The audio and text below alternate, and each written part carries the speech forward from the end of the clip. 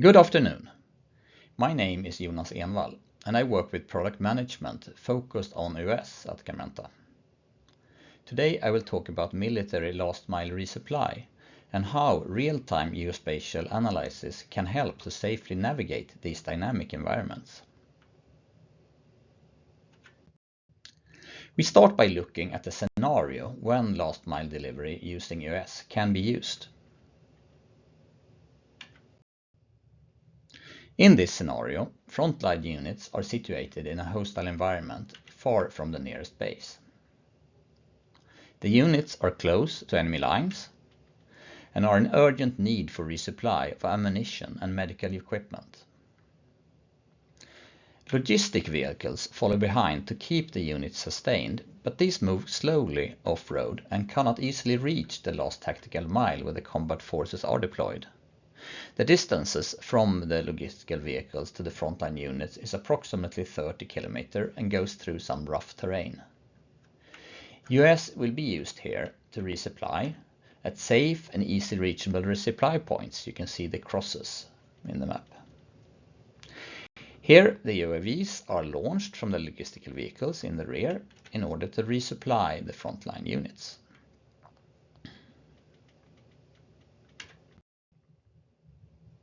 There are several challenges in last mile resupply.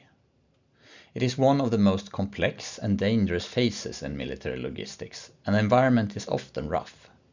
It could be anything from mountains, forests, deserts or urban environment and is often not fully known. The environment can also rapidly and dramatically change. For example, a forest or building can be demolished or a bridge being destroyed.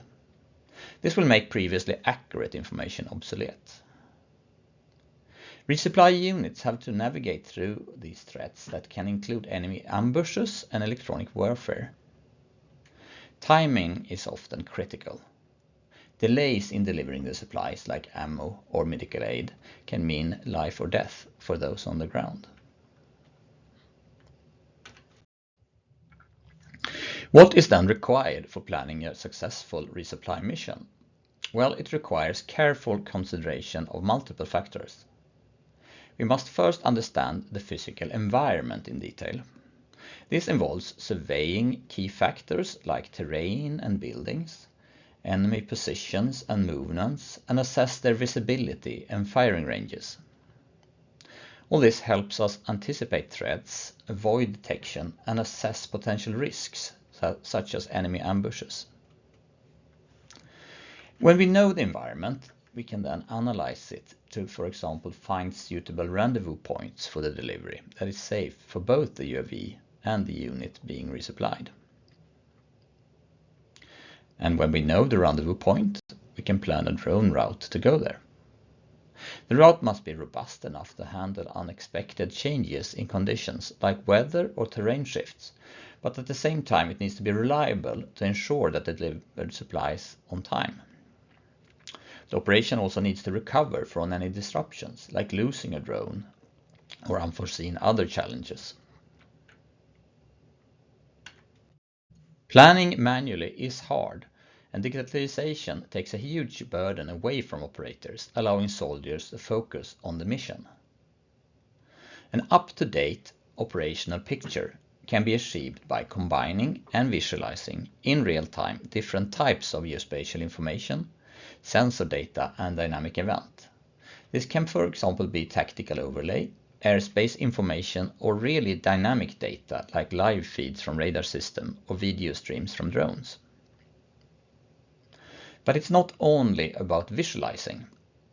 It's equally important to be able to analyze this information to help the user make sense of what is going on in the map and get a full situational awareness. In the above video, you see some analysis of the airspace applied to a 3D model of Münster.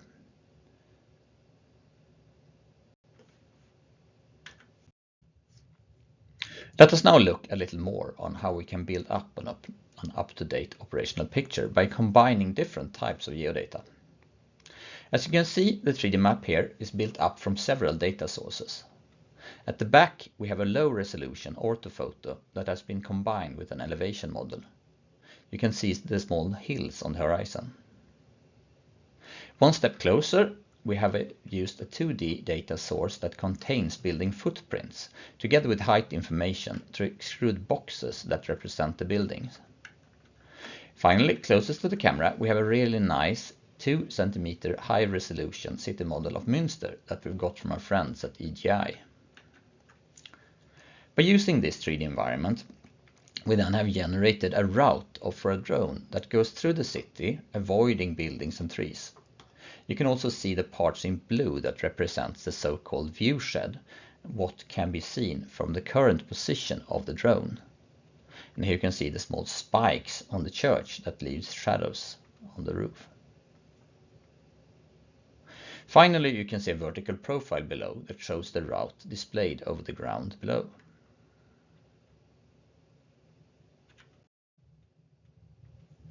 We can use the digital model to perform other geospatial analysis. One example that is often used is the visibility analysis. Here we see the visibility and fire range from an enemy position that is moved around and calculated in real time. We can also use this to analyze this to ensure that we remain hidden or calculate view sheds for friendly units, of course.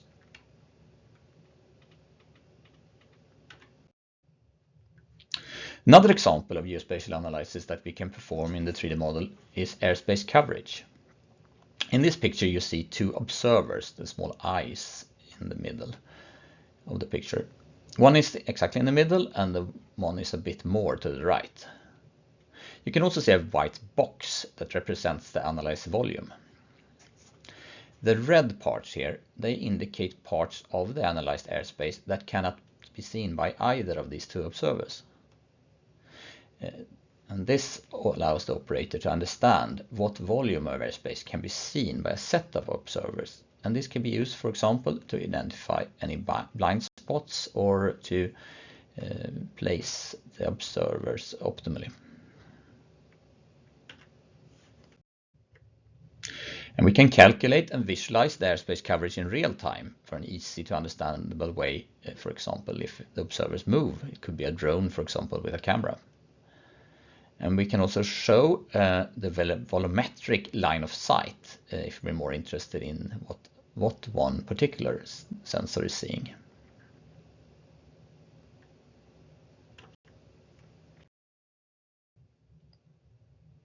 Let us now take a closer look at how we can use geospatial analysis to determine safe delivery locations that are an example of analysis we need to use in our scenario.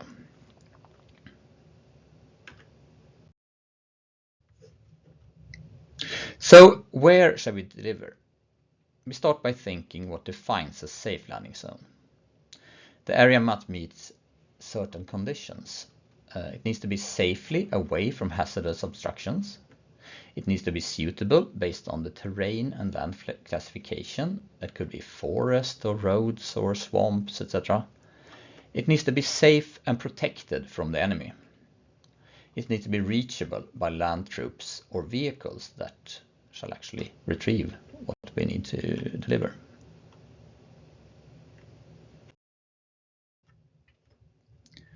So how do we then go ahead and calculate the areas that could be good candidates for landing zones? Well, we start by looking at the elevation data. Areas where we have a large change in elevation, that is, slopes greater than a certain value, are not suitable for landing with a normal drone. Instead, we try to find sufficiently large areas with sufficiently flat ground.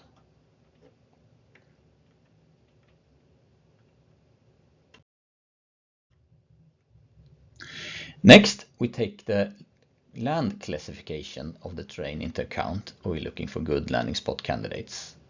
In this picture, we can see that dense forest is dark green, urban areas are red, water is blue, and open grass fields is light green.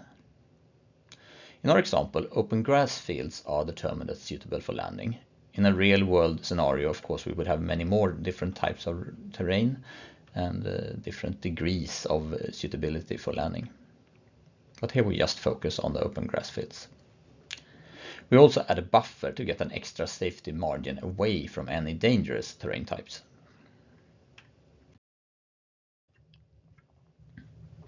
And once these constraints is been combined, it is possible to easily identify good locations for landing at the end of the planned route. And identifying candidates for landing spot helps the UAV to fly directly to a potential good landing area. And once there, the UAV can use its onboard sensor to make sure that no cars, boulder, or other temporary hazards have come in the way, and a safe landing can be performed.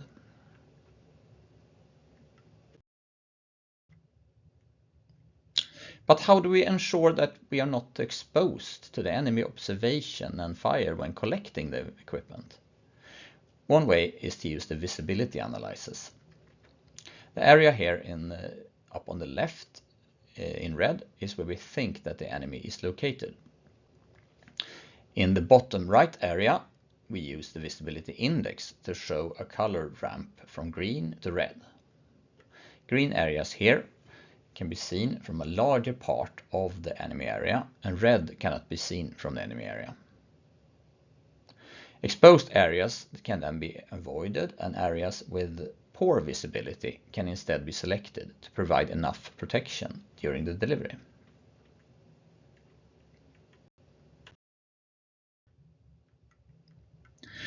Sometimes the best delivery points are not exactly where the frontline unit is currently located. For example, maybe we're in a forest or in another area that is hard to reach by the drone. We can then visualize travel times as isochrones and easily see what rendezvous points would be reachable. And in this video you can see the small text that tells the number of minutes required to reach each line here. Terrain routing ensures that we get the quickest route there. And this is also useful for calculating escape routes after the rendezvous.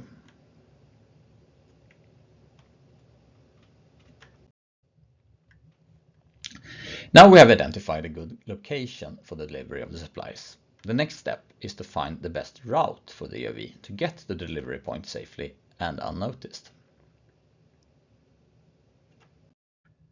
A basic assumption is that the aircraft is safer when it flies low and is concealed by terrain to a certain degree. There are three main types of low-level flights as illustrated by this image. The first is low level, that is a straight line that goes above the terrain at a certain level. The next is contour flight. It's also a straight line, but it follows the altitude of the terrain, for example when flying over a large valley. And the third is nap of the earth. It deviates from the straight line and follows the terrain as much as possible by avoiding obstacles like forests and hills and follow valleys, etc.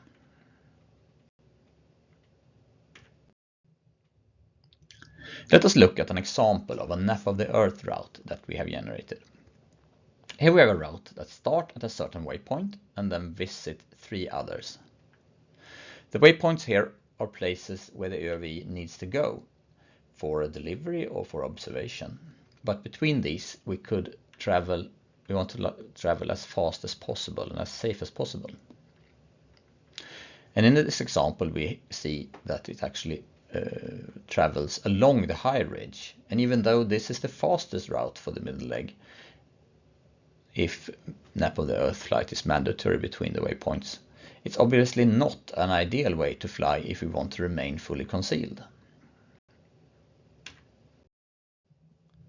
Let us now see how we can apply the visibility index to our route generation. The visibility index for an observer position, in this case we have the eye symbol that marks the position, says how much it can see of the surrounding terrain as a percentage of the target circle. Here it's 63.4%. Within the observation area we have also displayed the visibility index for all positions as isolines with a semi-transparent color map. And this means if you move that eye icon to an area on the top right, you will have a higher percentage of observation. If you move it to the left, we have these lower values, then you will have a lower percentage. you will see less of the surrounding areas since you have a lot of mountains and things that are covering. And a position with a low visibility index is concealed, since line of sight can be used in both directions. If our aircraft cannot see much of the ground around it, there will also be a few places from where a ground-based unit can see our aircraft.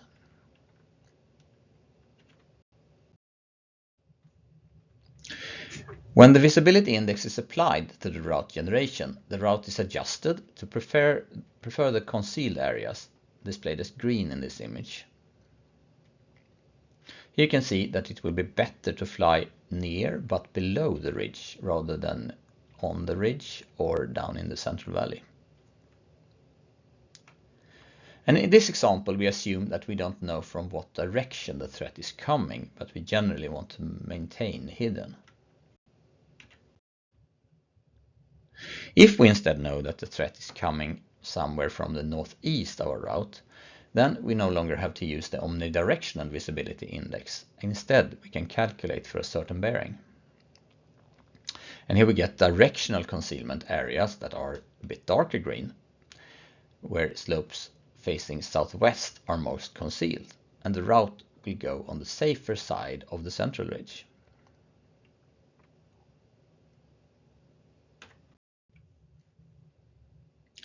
Let us now introduce some semi-transparent airspace represented by yellow volumes.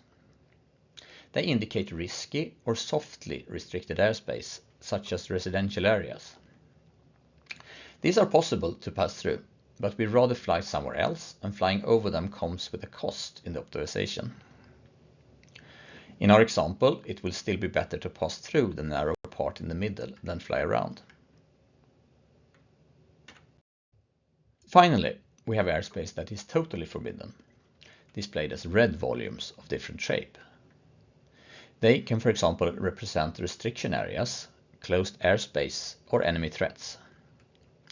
And here in this picture you can observe that the route can still pass under the area on the left due to the concealing ridge that hides it from the enemy observer. And we can also pass over the restriction area to the right, since this is just set to a certain altitude.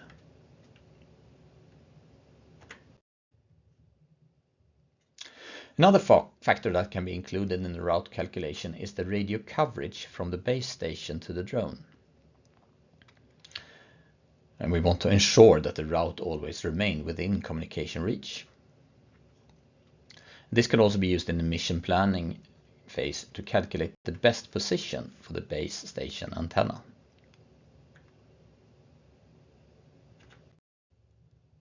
I will now show a demonstration that combines many of the described capabilities to solve the problem of the last mile resupply scenario that we looked at in the beginning of the presentation.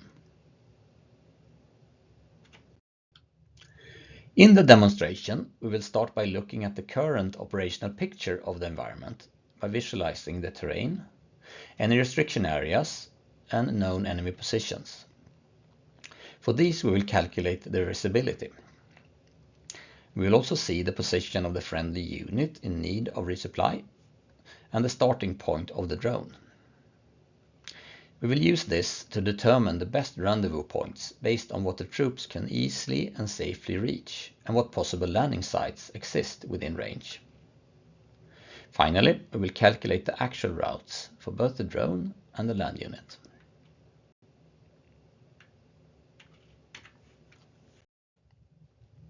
We start with a 3D map that is generated by combining orthophotos and an elevation model of the area. In this, we have placed a land unit that needs resupply in the center, and a drone that is ready to launch to deliver the resupplies up to the right. We also have surface classification data over the area available. The different colors here match different land types, and again, open grass fields is light green, blue indicates water, and dark green is forest.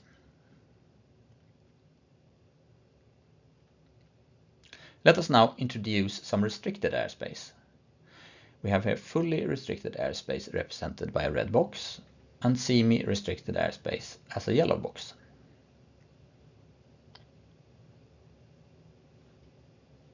Let us also introduce 3 known enemy positions. One is located on the ridge of the nearest mountain, and we have visualized what volume of airspace it can reach in red. The second is located on the foot of the mountain and has a narrower reach. The third enemy is located to the west. For this one, we have visualized a view shed on the ground. And here you can see all this gives us a good situational awareness. And we can now use this to plan our resupply mission.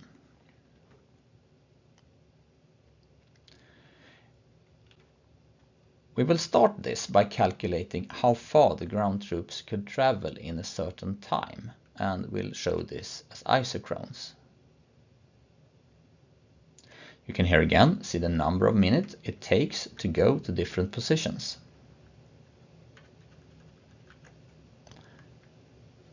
Once we have done this, we can then calculate what possible landing zones we have within the generated isochrone area. This is then based on the terrain data and land classification as we described earlier.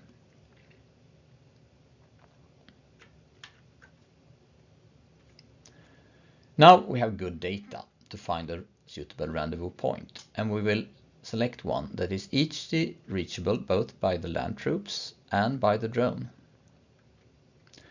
Once we select the point, both the terrain route for the land unit and the air route for the UAV is calculated, avoiding any threats while remaining safe and stealthy. You can see here how the UAV route goes around the forbidden areas, and also avoiding the enemy view sheds. And if we move any positions or any objects that the analysis is based on, the resulting routes are recalculated automatically to reflect the updated situation. Now we moved away that enemy observation, and you can see that the drone could go there instead. And if we do changes to the other position, you see that the land unit's route was also updated.